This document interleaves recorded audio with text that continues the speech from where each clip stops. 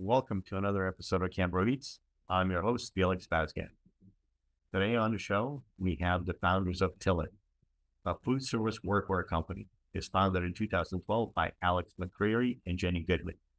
So both the founders met while working at Commander's Palace restaurant in New Orleans just about 20 years ago. They started the company and their shared experiences in the hospitality industry and their desire for better workwear led to Tilit. Let's get to the interview. Welcome. We have with us Jenny Goodman and Alex McCrery. They are the founders and owners of Tilit. Hello. Hello. Happy to be here. Hello. Nice to see you guys.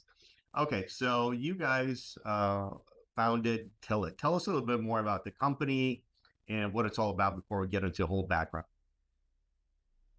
Sure. Jen, you want me to jump in? Go ahead.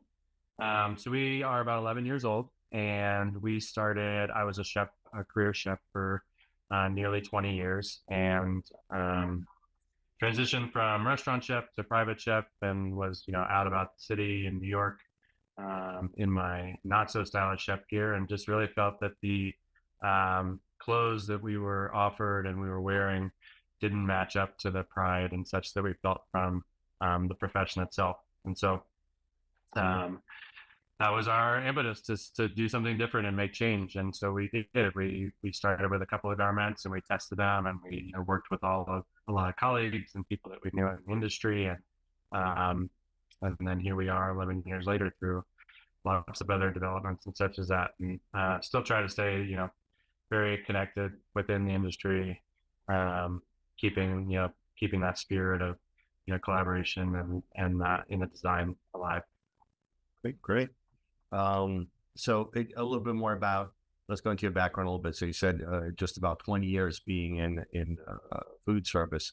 What made you get into that? How did you just happen upon that? My personality is back of the house. I prefer to be hiding in the basement or hiding in that space, very creative minded. And I basically started cooking at the end of high school, and then worked a little bit in college, paid bills. And then when I graduated, I went to this really interesting sort of work to live program in St. John, the Virgin Islands. And that's where I really jumped in the kitchen and sort of fell in love with food, even though that experience was probably one of the least inspiring set of ingredients. If you ever worked on an island, you'd be surprised to know that 80% of it is canned goods that come in from somewhere else. Wow. But nonetheless, it inspired me to get into the industry and to learn. And essentially from St. John, I went to New Orleans, where it's my hometown.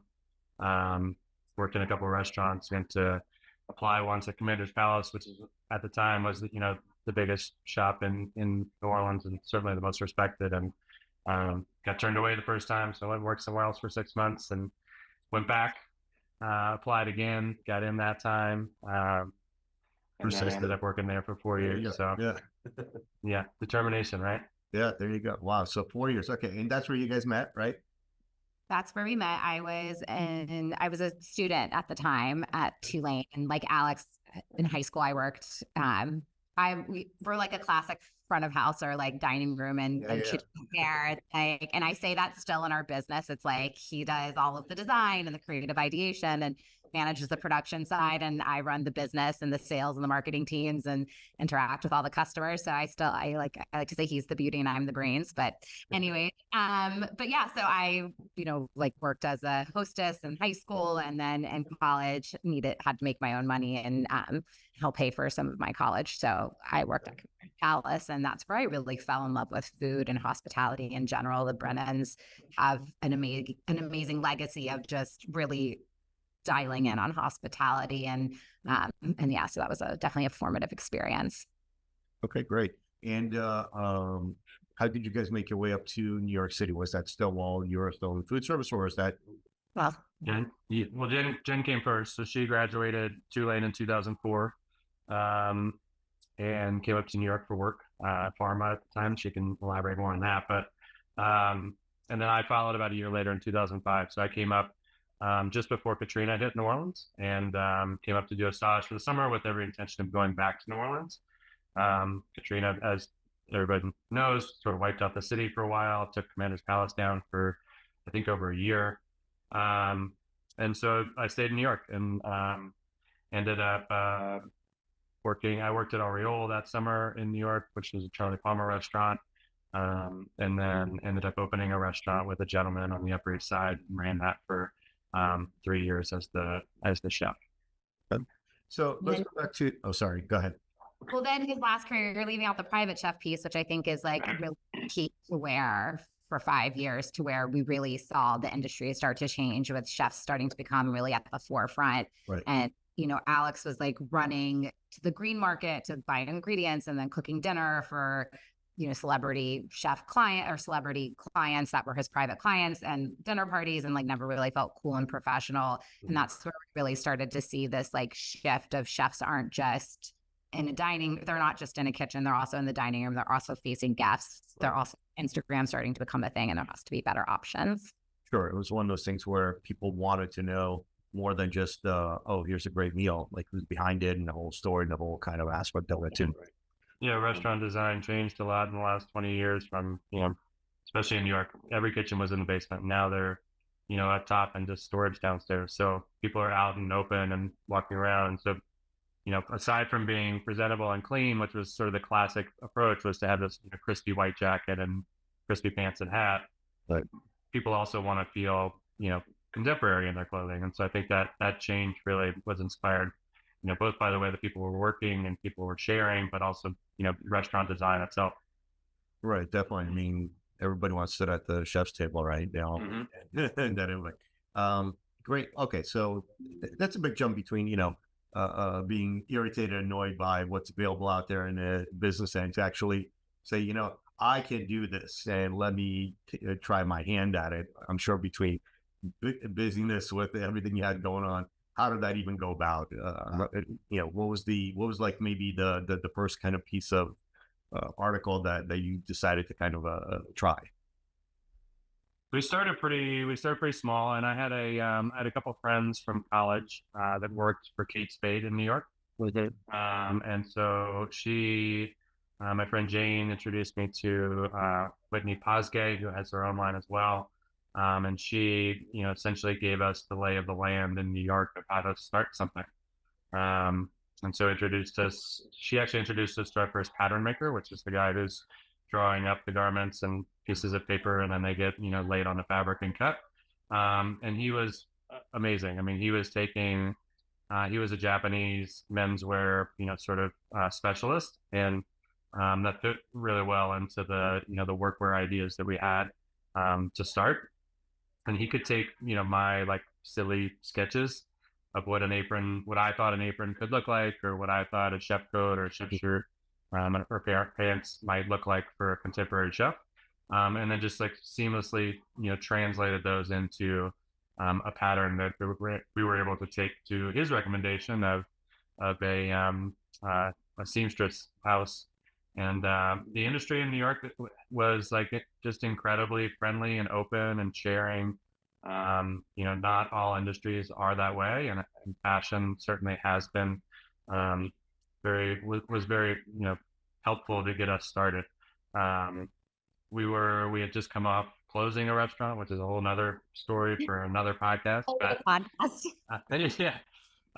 So we were very risk averse, and so we were very careful with, you know, the little bit of money that we had left over after that loss.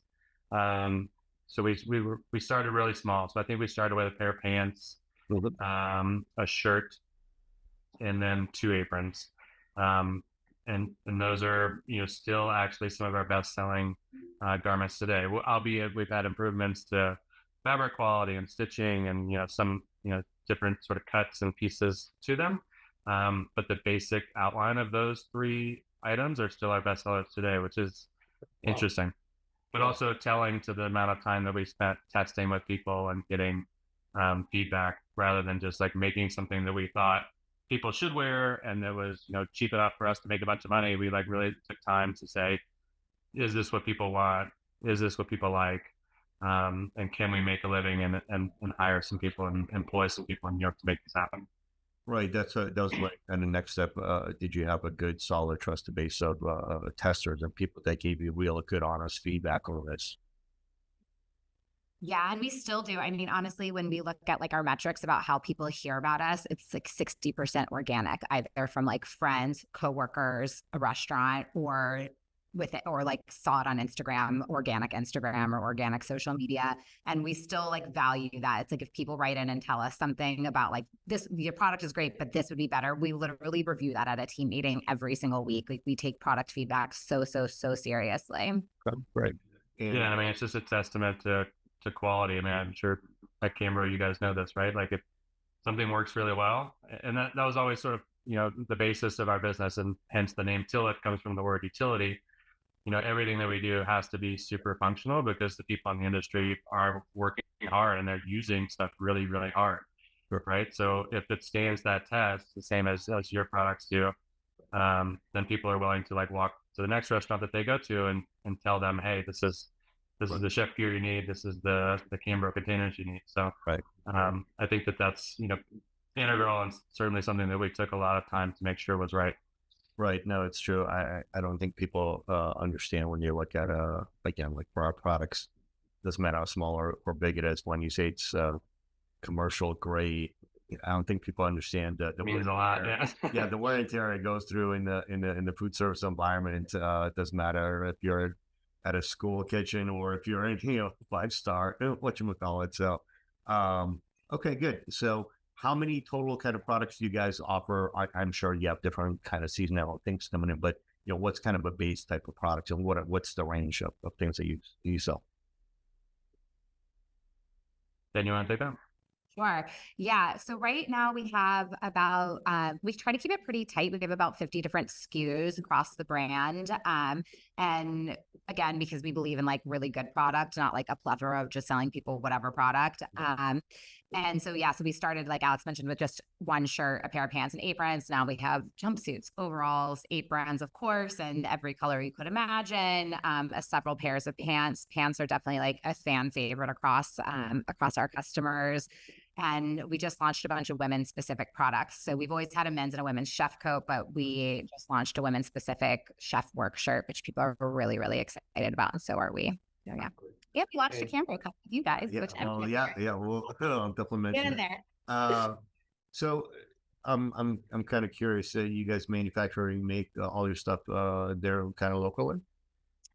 We don't. When we started, we started in New York, 100%, and that was mostly to learn the business and to understand how things are made, and to also have a very close hand in making improvements, making changes to the garments as we were developing. And then there comes a point where for us, the garment industry in the U.S. is just not equipped to handle the volume and then scale at the price point that chefs and restaurateurs need, to be frank. So our factory in New York also has a factory overseas. So we started with them because they really understood our quality and knew what we were doing.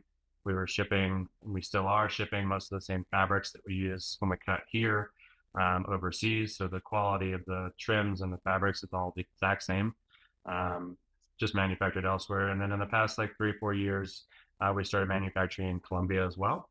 And that was, same thing. It was a process. We started over basically just at a bigger scale. So it took us about a year and a half to get up and running to where we felt like the quality of the goods that we were making there matched what we were making here, and then able to deliver them, without, making our prices go crazy for our customer base. Right.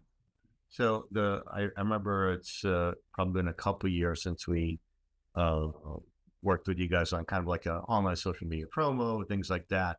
And then most recently, so we did a little, for everybody who doesn't remember, we did kind of an internal spoof on having April Fool's kind of Cambro drinking, kind of a deli cup, right, for chefs. And I guess you guys saw that, and I want to make put words in your mouth. How did the idea that you guys turned into reality here with this one quart container come to be? Like, what did you see? What was I'm curious to see how the thought pattern was there. Yeah, so Alex obviously was chef for 20 years and is also a distance runner currently. So runs marathon. We're on 4 and counting right now. Oh, Sure. Yep. And after his long runs, he would come home. I make fun of him. So we're partners in business and in life. And so I always tease him because he would come home and he would have like 3 beverages on the counter that he's drinking from, but he always had his Gatorade still in a quart container. And I'm like, you've been out of the kitchen for it's been like 15 years since you were working in a kitchen. Why are you still drinking out of a quart container? He's like, it's still the best.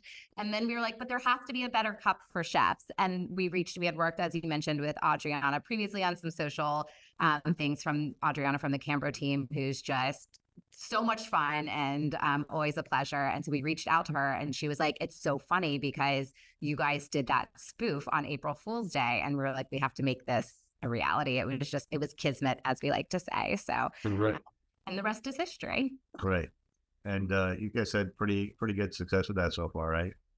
Yeah, it's sold out in about 8 hours on launch day. And we have it up on pre-order right now. So I know the Cambro personalization team is just busting their asses, getting it ready for us for the restock. So we so appreciate them and love that the product's USA made. And Adriana's we've all shared on social some videos of it actually being made, which is so fun. So we're People are loving the stamping video. I feel like we need more of that. Yeah, that is yeah. Very soothing the way that little sponge comes down on each one. Right? Yeah, that's called pad printing. I could just sit in the factory and watch that. You know what?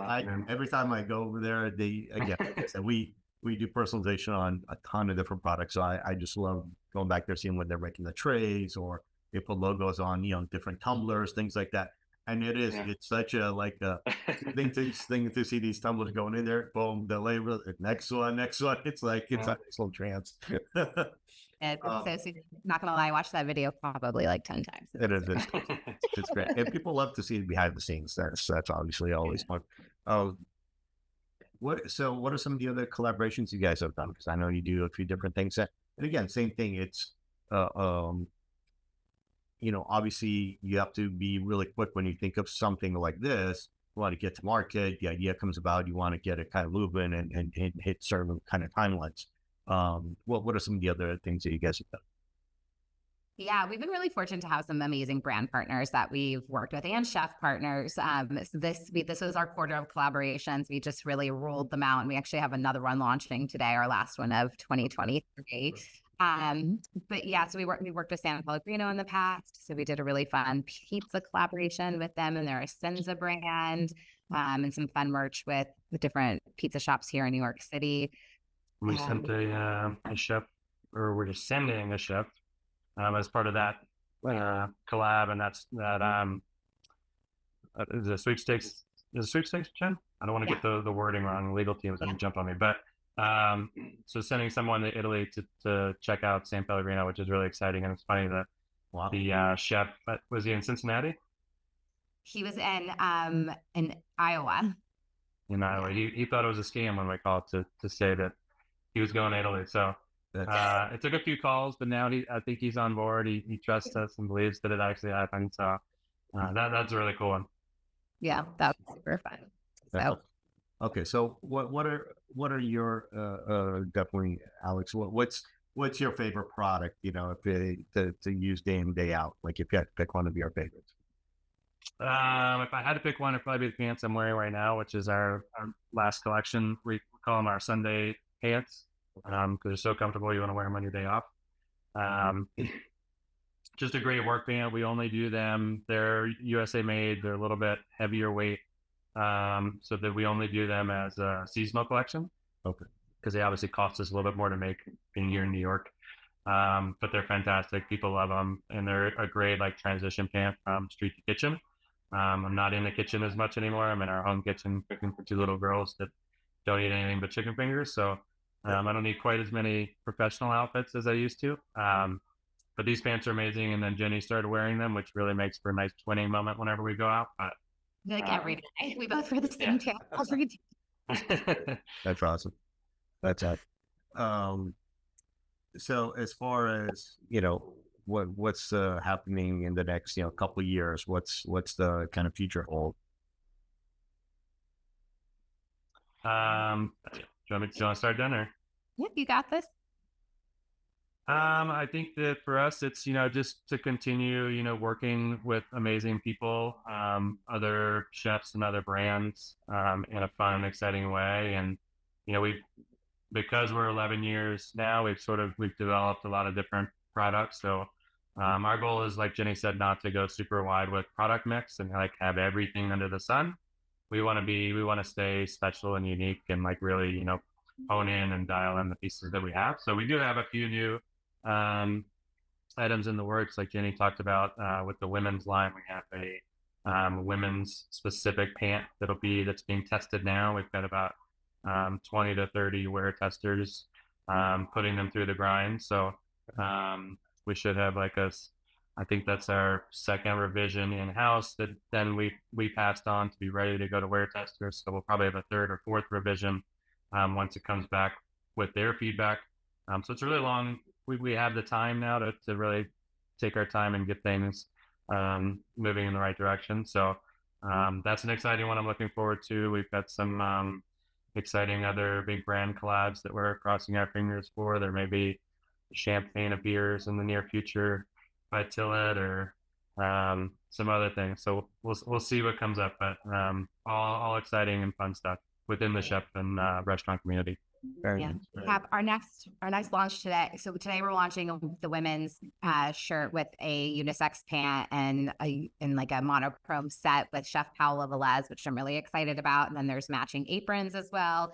So that's giving women chefs more options in the kitchen, women front of house members too.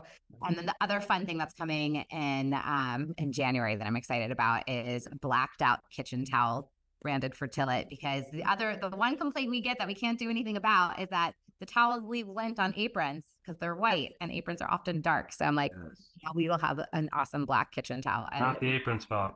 It's not the apron's fault. It's the towel. I'm blaming the apron. So we're fixing it. Yeah. So that's another way we take feedback and implement. Yeah. Very good. So really quick, kind of one last question I can have. As far as inspiration for ideas and things like that, I'm sure you get a lot of unsolicited comments and feedbacks, which again, we get tons of those too. It's great. I mean, you love people love to feel, like I said, since you're part of the industry, they know how you've gotten here. They feel like you're part of it and you're listening to them. Certainly we do with our stuff. But is it a lot of you take some of that, or you kind of like most of it, you just are absorbent of the ideas and the trends out there? Yeah, I think it's like you said, it's part of being in hospitality is, listening first and then, sort of reacting from there. And we definitely listen to all the feedback that we get. We get a ton of great feedback that's informed a lot of our product. One of the first things that sort of set us apart was that we were working with a chef in New York, I think in 2013, that asked us about putting this little snap on the back that he had seen done in Copenhagen when he worked there. And so we did that for them, and then started putting it on all of our garments. And that turned into that every chef company in the US started doing it. So really, a lot of times those, something we should have patented, but whatever. That's again, another story. But that feedback can often lead into something fantastic that really changes the way that people work and wear their clothes. And then, there's certainly things that we get that just don't work, right? That they're too expensive, or that the tooling is not available, or, just there's not enough demand for it. And that's part of, running an operable, successful business, is that sometimes you have to say no to those things that just won't move the needle properly for the business. Because if we can't stay afloat and do that, then we won't be able to offer anything. So those are balances and stuff that we take, but we do get a ton of fantastic feedback, and we love that people are offering it up and sharing it with us. RIP our beloved chef shorts. That's one product. We've had people ask for chef shorts multiple times, and every time we make them, we're like, okay, we'll make them. Maybe it's different this time. And then you sell like 30 pairs. I'm like, God damn chef shorts. Nobody wants chef shorts. So we now have a sorry guys, we love you. Cut your pants up if you want. We're not making shorts again. But chefs aren't shy about sharing their opinions, as I know you guys know from working food service for decades, and we're here for it. We welcome it. We want this to be a collaborative. We want it to be collaborative with the industry that we love. So it's great. Right. Do you guys sell internationally, or you guys just primarily domestic? Do you guys get orders and requests from all different parts of the world? Or So right now we're pretty much only domestic. We ship a little bit into Canada, and that's on the D2C side. On the direct to consumer side, just through our website. We do work internationally with like big hotel groups and folks like that, and definitely an opportunity for the future for us. right. Perfect. Great. Well, thank you. I appreciate your time and continued success. And yeah, Cheers. coming up with great ideas like this. Yeah, Cam Cups. Coming back in a couple of weeks. Thank you, Felix. Yeah, thank you so much. So nice to see you. Thank you for joining us. Please visit CambroEats.com for more information on this and many other episodes.